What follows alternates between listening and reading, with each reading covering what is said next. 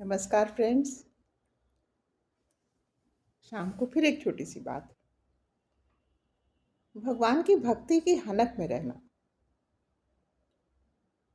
हमेशा भगवान को केंद्र में रख के, अपने कृष्ण को केंद्र में रख के रहना। सामने वाले का पद क्या है, उसकी प्रतिष्ठा क्या है, उससे हमसे क्या मतलब। हम अपने प्रभु के नेक बंदे हैं।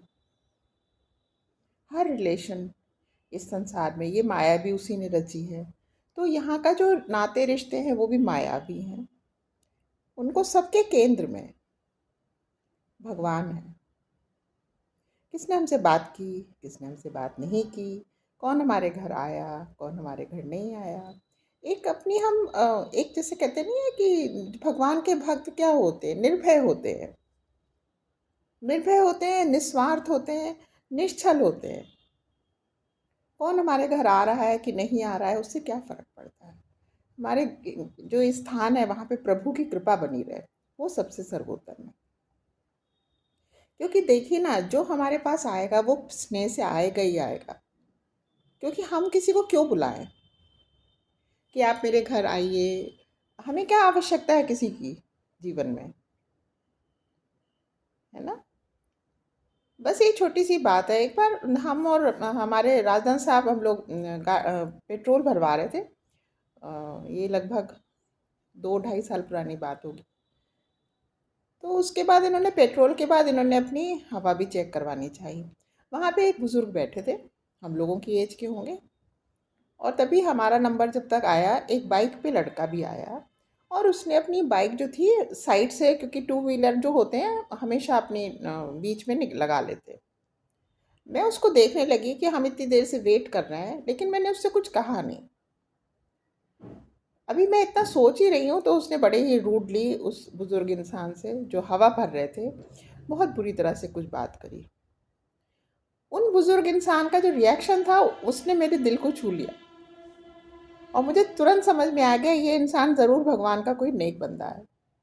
उसने उसको हिकारत की नज़र से देखा, उस टू व्हीलर वाले लड़के को,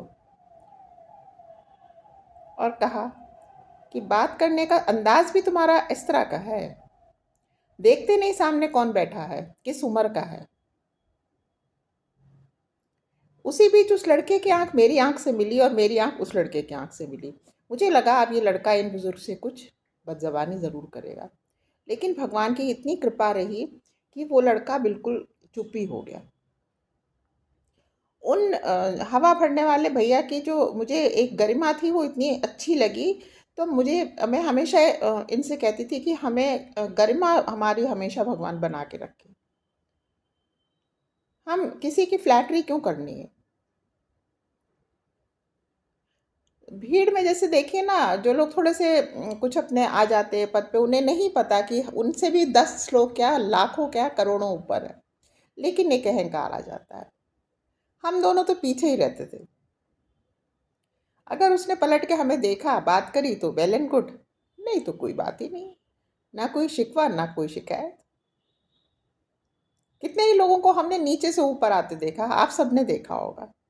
उनके तो अंदाज ही बदल जाते हैं, उनके तो तेवर ही बदल जाते हैं। वो इंसान ही क्या जो अपने धन से बदल जाए, अपने पद से बदल जाए, अपनी प्रतिष्ठा से बदल जाए। तो ज़्यादा जो ऊपर चढ़ता है तो एक बार फिर नीचे गिरेगा भी ना। तो उससे से हमसे क्या ही मतलब है। पर हाँ, उस उन सब चीज़ों को देख के हम बहुत सुंदर बातें सीख लेते हैं कि हे ईश्वर, हमारे मन में ऐसा अहंकार आप कभी मत आने दीजिएगा। तो हम अपनी गरिमा में रहें।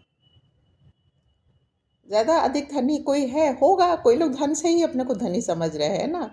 उनके लिए गुण की कोई महत्व नहीं है, उनके लिए चरित्र का कोई महत्व नहीं है, उनके लिए सुंदर स्वभाव का कोई महत्व नहीं है। तो वो कितने निर्धन है। सो कभी भी अगर इंसान के पास आर्थिक तंगी हो तो हम कभी अपने को कम ना समझे। आप लोग ये देखिएगा करके, आप अपना हेड हाई करके, एक जिसे कहते हैं गरिमा के साथ अपना सोसाइटी में, ये जो दुनिया है इसमें रहें। क्योंकि भगवान हमारे साथ है। और ये छोटी छोटी चीज़ें तो आती जाती रहती हैं। कभी धन आएगा, कभी धन जाएगा, कभी तकलीफ़ें आएंगी, कभी खुशियाँ आएंगी। इनसे क्यों इतना हमारे मन में परिवर्तन हो जाना चाहिए? बिल्कुल भी नहीं होना चाहिए। अपनी हनक में रहिए, अपनी शान में रहिए, अहंकार नहीं, अपनी गरिमा में रहिए।